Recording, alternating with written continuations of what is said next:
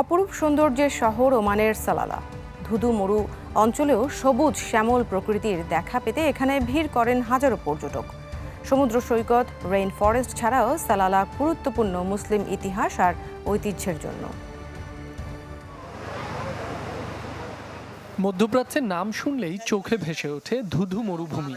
তবে চমকে যাওয়ার মতো বৈচিত্র্য ধরা পড়ে ওমানের দক্ষিণ পশ্চিমের শহর সালালাতে। আরব সাগরের কোল ঘেঁষে গড়ে ওঠা এই শহর বিশেষ আকর্ষণের জায়গা ভ্রমণ পিপাসুদের জন্য। ধুধু মরু অঞ্চলেও যে অল্প কয়েকটি জায়গায় সবুজ শ্যামল দৃশ্য দেখা যায়, সালালা তার অন্যতম। তীব্র গরমে একটু শান্তির পরশ পেতে এখানে ভিড় জমান স্থানীয়রা। সৌন্দর্য উপভোগে ছুটে আসেন বিদেশি পর্যটকরাও। অপরূপ সৌন্দর্য উপভোগে 1000 কিলোমিটার পাড়ি দিয়ে এখানে এসেছি। এখানের পরিবেশ আমাদের কাছে ইউরোপের মতোই শীতল। পাশাপাশি এর ইতিহাস ঐতিহ্য দেখতে পেরে বেশ ভালো লাগছে। বাচ্চারা শীতল পরিবেশে খেলতে পেরে খুব খুশি।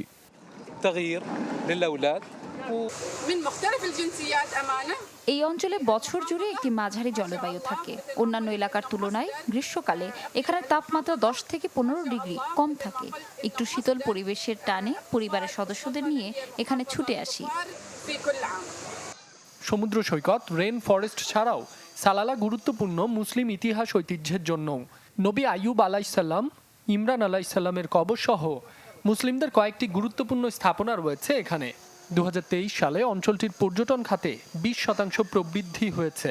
চলতি বছরে 10 লাখের বেশি দর্শনার্থী সালালাতে ভ্রমণ করবেন বলে আশা সংশ্লিষ্টদের। মাসুম রাব্বি, চ্যানেল 24।